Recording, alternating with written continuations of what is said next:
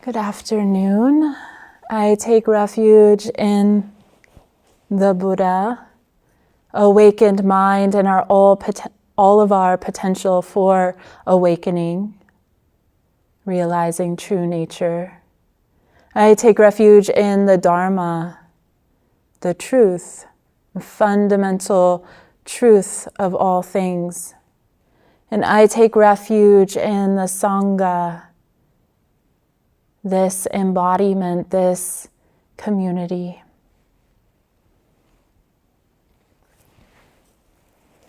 This is a poem from a collection of poems called The First Free Women, a translation of the Therigatha.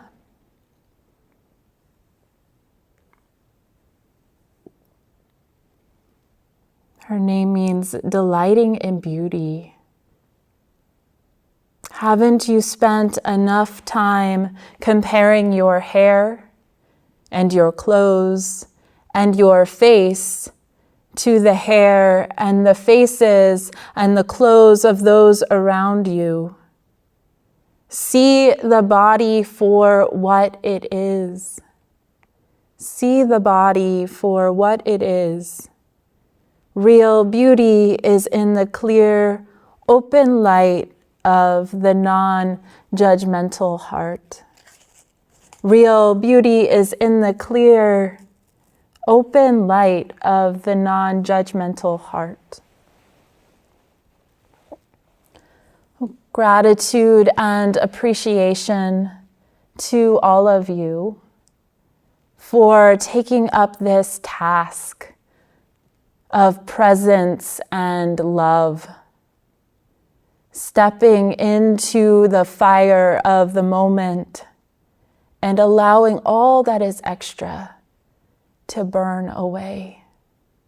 Fire is a very real analogy for us here in Northwest Oregon, sitting in the hazy, smoky, humid air. The governor has declared a state of emergency, and a number of participants have emailed expressing family members needing to evacuate and changes to their Sesshin plans and schedule. The towns of Talent and Phoenix have been burnt down. Most people were able to evacuate. And please send prayers of compassion and blessings to those who have lost their homes, whose sense of safety and security is compromised. May cooling rains extinguish these fires in California, in Washington, in Oregon, all over the U.S. May all beings find true safety and contentment. And there are other fires burning. So may all beings who do not feel secure and safe in this moment find true safety and security.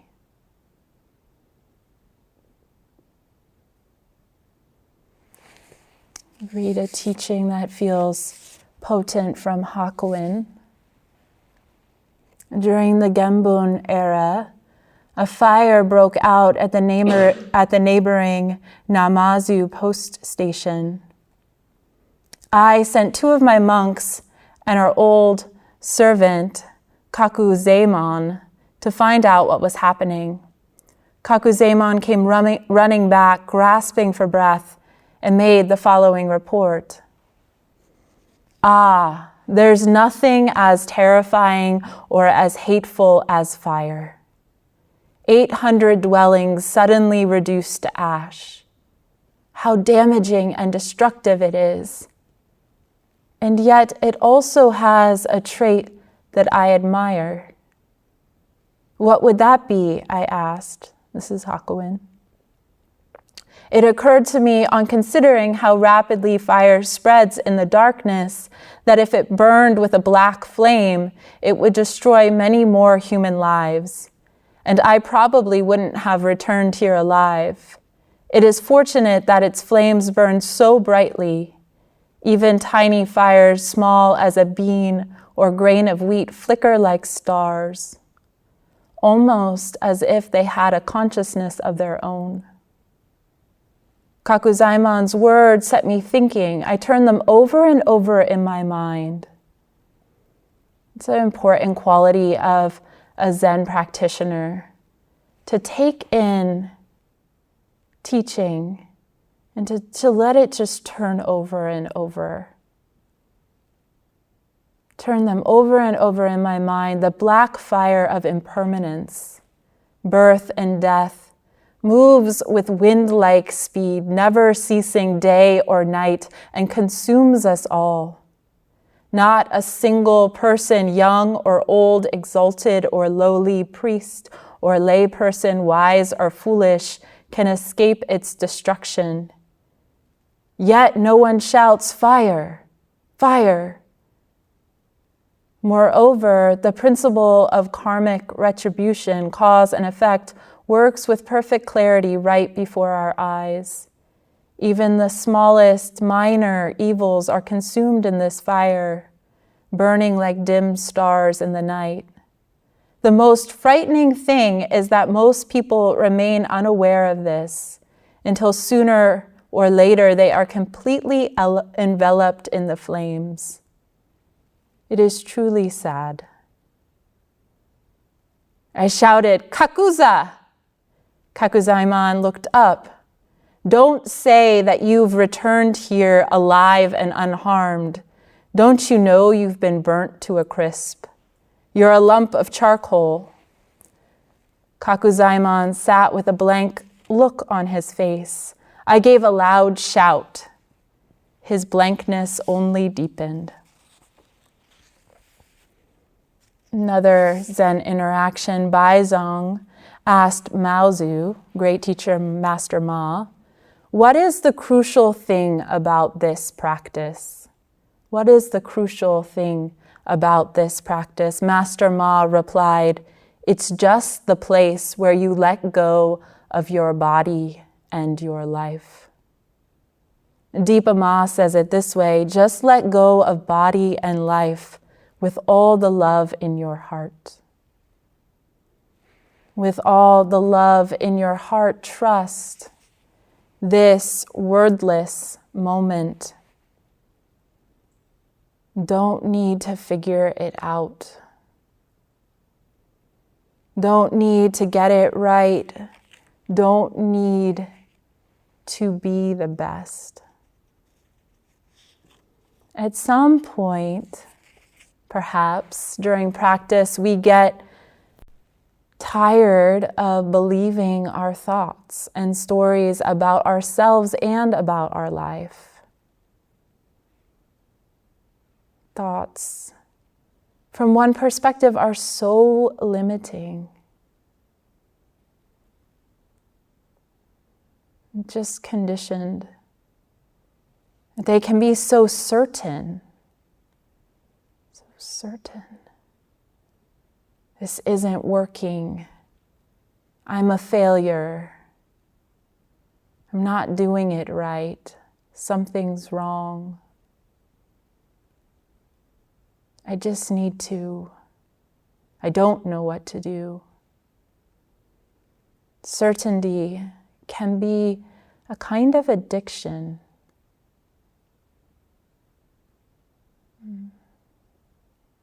Needing to know, needing to be right.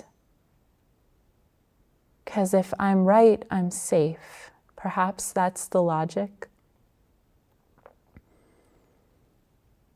It attempts certainty to tell us how things are, to protect us from, and that's the place of investigation. What does the I know mind, the I'm right mind, the I need to be right mind want? What is it trying to do? the reality of impermanence. Perhaps that is what these thoughts are protecting us from seeing clearly this black fire of impermanence that's burning all of the time. And to see that clearly, we are thrust into a kind of uncertainty.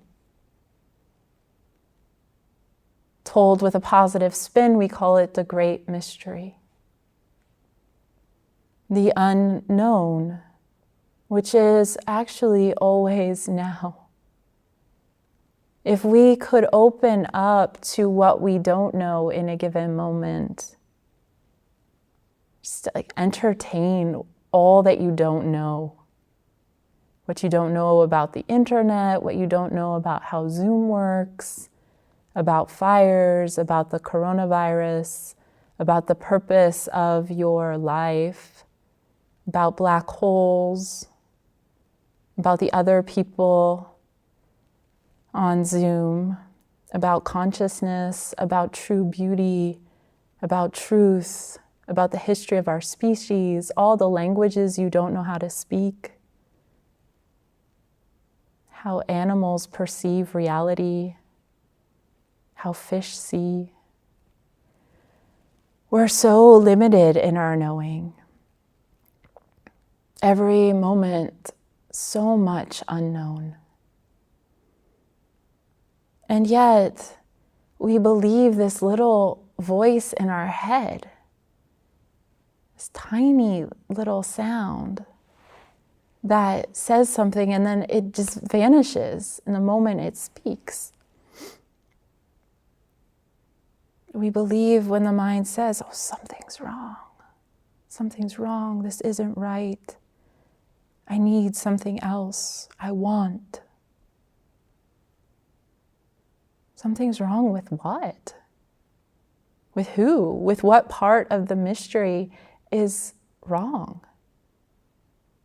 What part of this vast web of interconnection is wrong? This tiny tension in my heart, this feeling of sadness. When you encounter the mind thinking a thought that has so much certainty behind it, one way to poke a hole at it is just to ask, well, is this true? Or what else is true? Something's wrong. Well, what else is true? I want. Well, what else is true? And be willing to entertain other perspectives. Perhaps that's one of the gifts that Zen practice or Sesshin practice can give us. Like the possibility of entertaining other perspectives. There's definitely freedom in that. Mirror, like fire, is sober in its honesty. And this Sesshin, we've been exploring mirror-like awareness. One way is through the practice of mirror gazing. For those of you who are engaging with the practice of mirror gazing, how many faces do you have? There's this famous Zen koan or question, fundamental question. Before a single thought arises, what is your original face? Before a single thought arises, what is your original face?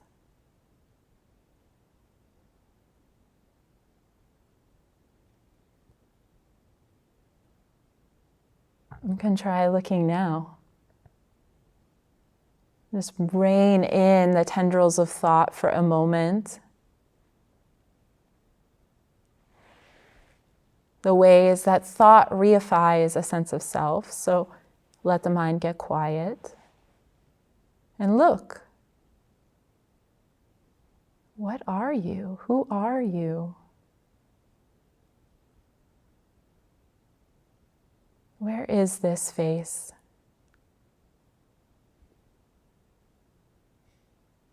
Can try doing that the next time you look into the mirror or on your computer at your own face.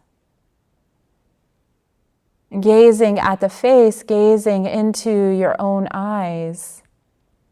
I like to ask this, who is looking back? It's crazy. Gazing out into space. Gazing out into this room, whatever room you're in. Is anyone looking back? When I do that, I see a bunch of faces on the TV. Gazing into your own face, who is looking back? Can you let yourself be seen through? That starts to get quite interesting. Be the face in the mirror, looking back at who?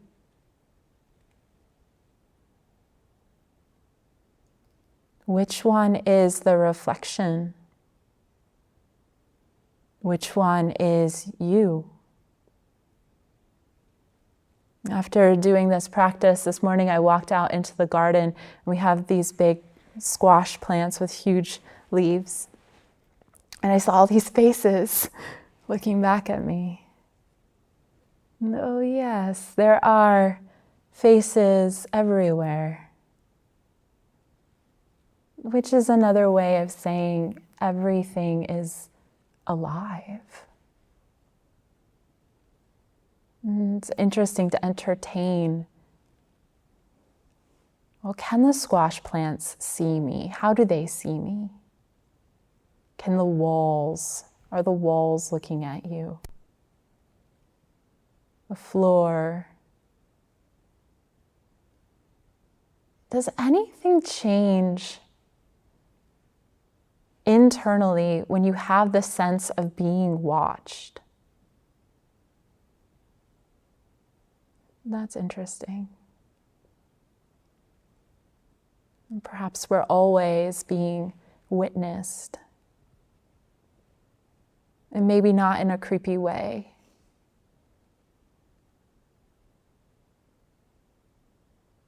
But maybe in a way that has a lot of integrity, actually. That we are actually responsible for everything that we encounter. Everything that comes into the field of awareness is part of our responsibility. Not solely ours, but part.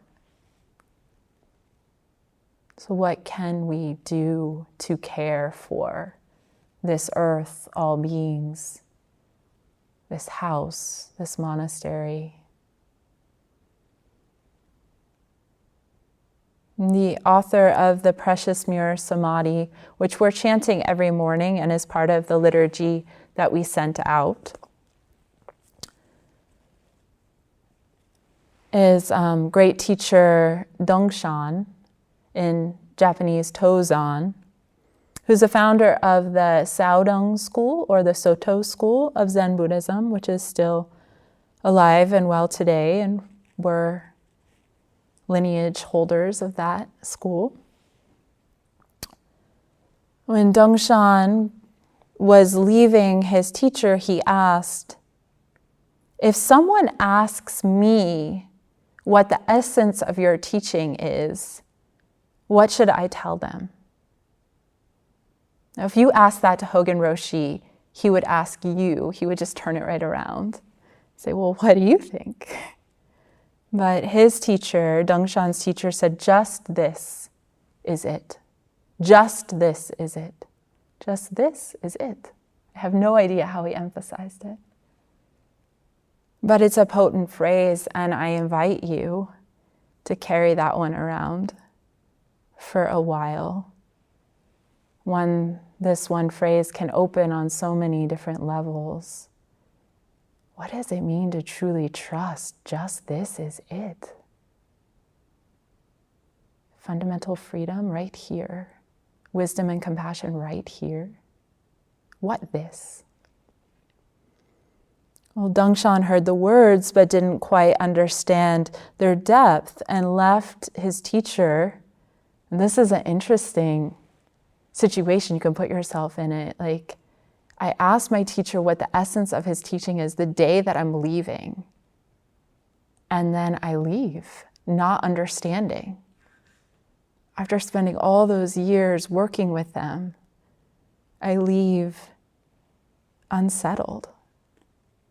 I actually haven't grasped what my teacher has been trying to tell me all of these years. This is a highly valued quality in Zen, though. Great doubt. A skillful teacher is willing to light the fire of inquiry in a student, or to nurture a fire that's already burning. So his teacher lets him leave unsettled, unresolved, trusting that, working with Dongshan for all of these years, trusting that he will see it through. He will carry that question. It's the same kind of unresolved unsettledness as I spoke about when I told the story of Kakuzan Shido, who, noticing when she looked in the mirror that she could not rest, her gaze persisted in, that unsettledness, that, I'm not quite clear here, wasn't something she just said, well, I'm clear a lot of other places, so I'll let that go. Or like Dongshan, I understood 80% of what he taught me, so I can let that go. No, it was like, here's the edge of my practice. Let me walk into that. Let me persist, not knowing what is going to open up from doing that. We all do this. That's why we're here. Speaking to the people who understand this most. So Dongshan, being a diligent student, having determination, not necessarily bent on getting something, but willing to sit, to walk, to be in the presence of, to keep company with this burning question. And maybe he had no choice. Maybe it just persisted, followed him into sleep. Just this is it. This is it. Just here. What is this? What is it? Or, with a little more content, am I content now? Am I content now? Do I have all I need? Is everything fundamentally okay? Am I truly at ease? Is the present moment enough? Is there anything outside of my awareness? Am I safe? Am I fundamentally safe? If I die tonight, will I still be safe? If everyone I love dies, will I still be okay? Will they be okay? Is the world okay as it is? Taken deeply in, this question is wordless. This statement is wordless. It's seeing, it's hearing, smelling, aware. Maybe that's all it is, aware. Bird, tree, smoke, aware. Dongshan, practicing meticulously, carrying this question however he did after years, was crossing a bridge and looked into the water and saw his reflection. And that was a turning, that was an opening. Something was clarified in that moment. Simple moment. wasn't looking for an answer from the river, probably. Wasn't screaming to the river, tell me what my teacher meant. But through his presence and patience and pondering, looked into the river, saw his reflection, and something opened. And he said, now I see it everywhere. It's just I, myself, but I am not itself. Understanding this way, I can be as I am. The first part of that was long seeking it from others. I was far from reaching it. But now I go by myself and I find it everywhere. It is just I, myself, and I am not itself. Understanding this way, I can be as I am. Gazing into the mirror opens the door for many insights. I look in one eye and I'm my brother. My grandfather, age 20, going off to war in the Navy. In the other eye, I'm a snake, a bird, a deer. I'm nature. I look in both eyes together and my skin tones change. I greet ancestors I've never met. Gaze resettles, I focus on nose. Young girl at a junior high dance, a friend of the boy I just danced with tells my friend she has a big nose. Big nose, new nickname. I watch nose flare with the outbreath. Face flattens like a portrait, a piece of art, so complex, so beautiful. I'm in love. Face transforms, disappears, becomes shadow, becomes pixelated, smudges of light, eyes looking through me, the whole room looking through me. Now this position is mirror. Everything is reflecting in me.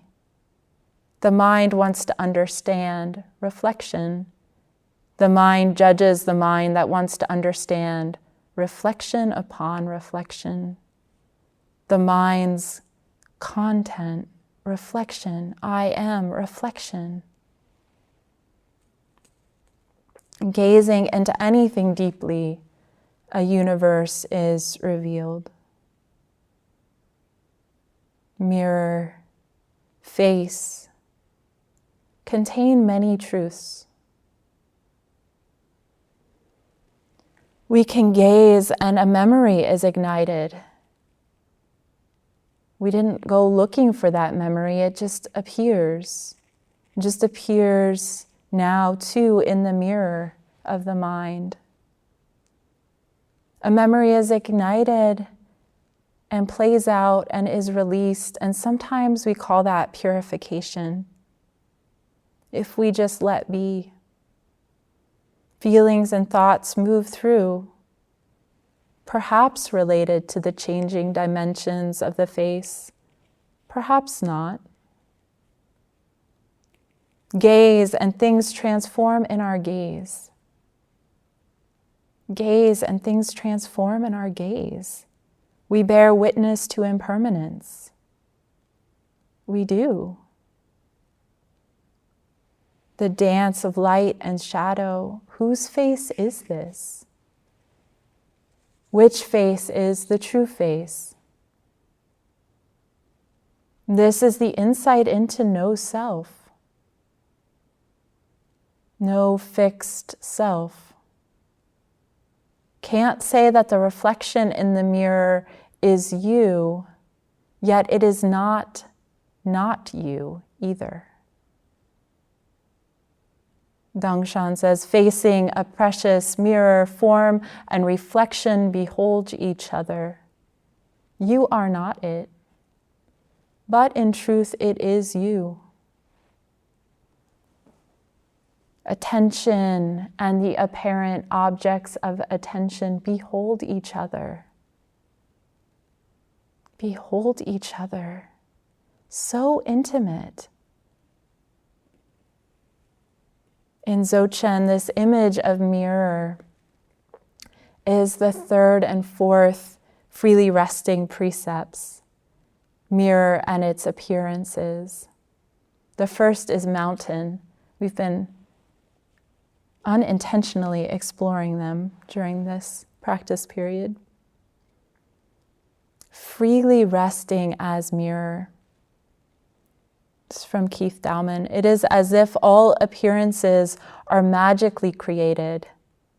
Magic in the sense that no I creates them. No I, capital I. No I creates them. Thoughts appear of themselves. You do not create them. Sensations appear of themselves. You do not create them. Ideas, emotions appear of themselves. You do not create them. They appear and vanish, flashing, flowing on this precious mirror of awareness. And since they are inseparable from the mind that sees them, we call this life, our life.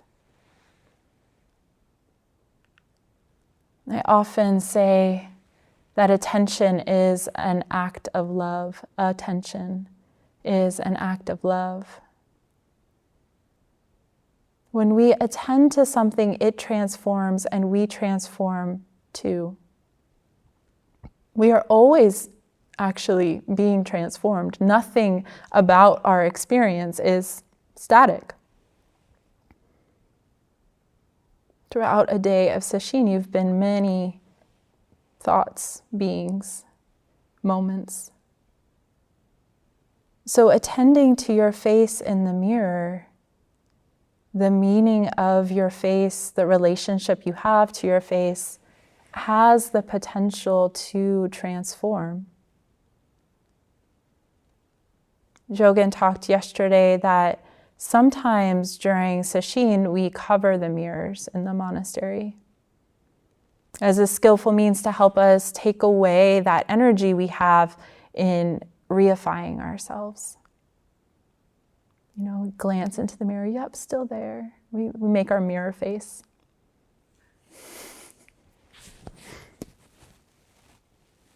Taking up mirror gazing, you can only make your mirror face for so long.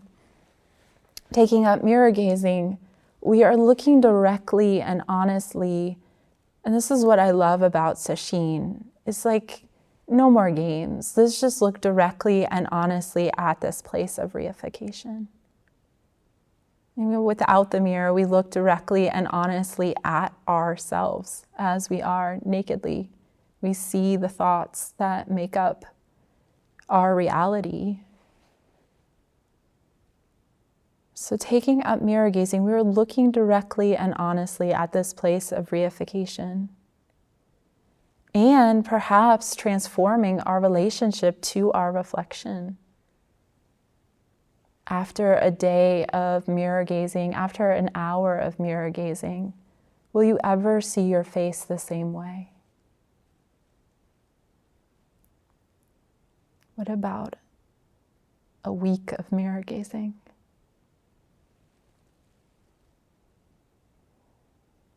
So attention is an act of love. I say this because as we behold our face and study our face, you could come to loving yourself in a different way.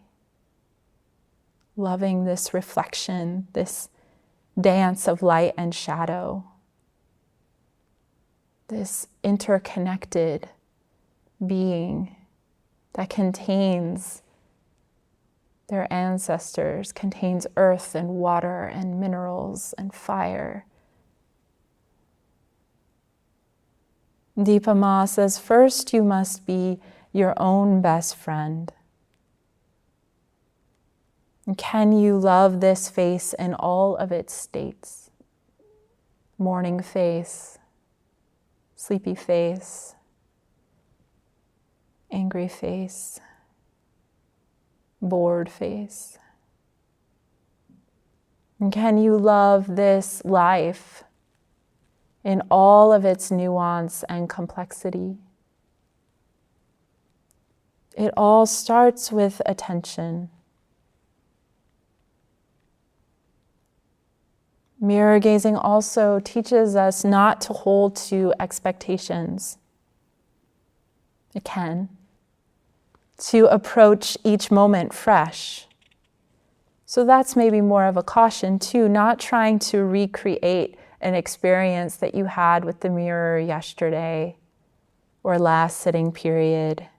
Not trying to get something, some idea of what you should be seeing. Not trying to make the face transform in ways that you would like to. Not even trying to make yourself love the face, but just being present with.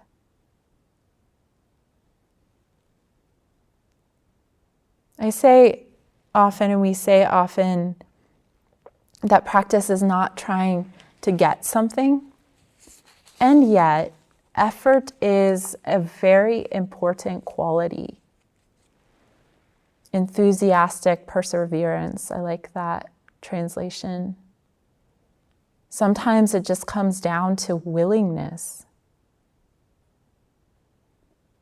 Willingness to show up for your life moment by moment. To sit in the conditions of this body. To sit and keep returning. Staying in the bare essentials of the moment. This is hard work. That's why we create all of these conditions for Sesshin.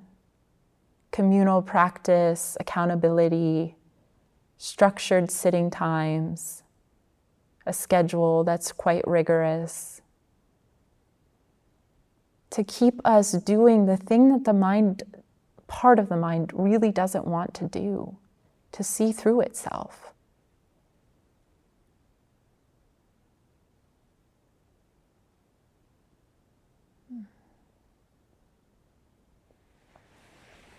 One more teaching from Dipa Ma.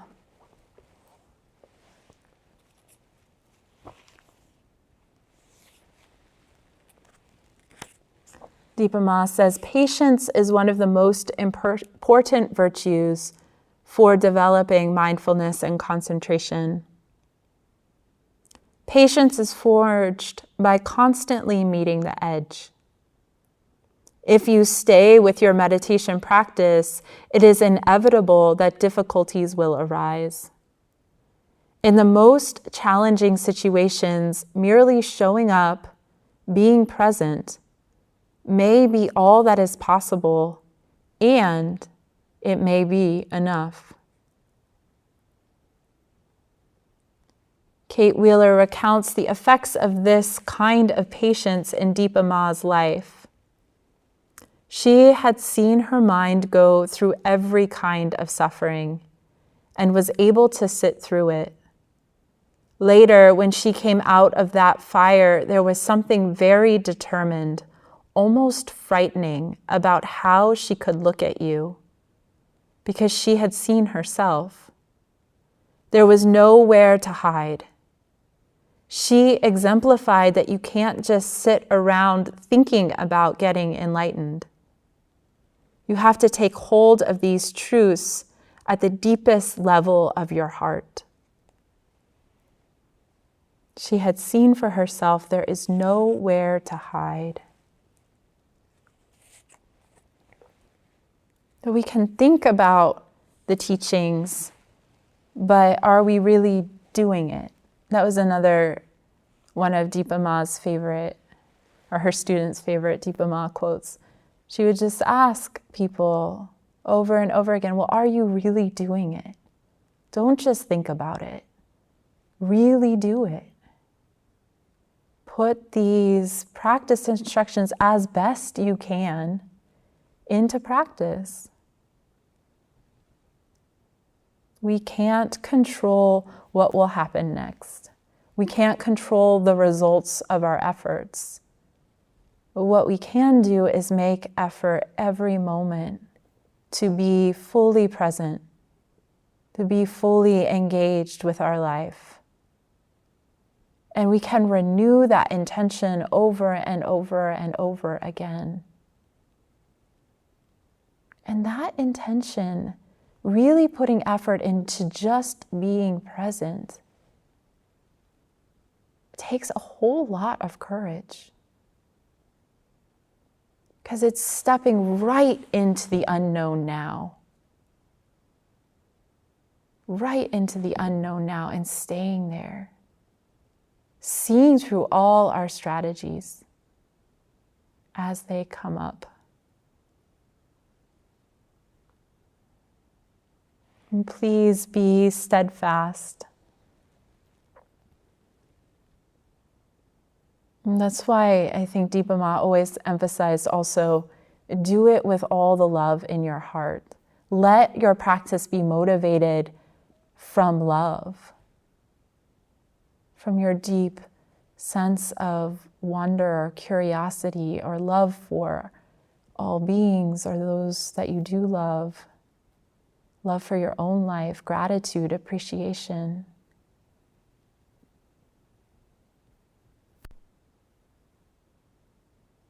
It doesn't help so much if it just comes from should.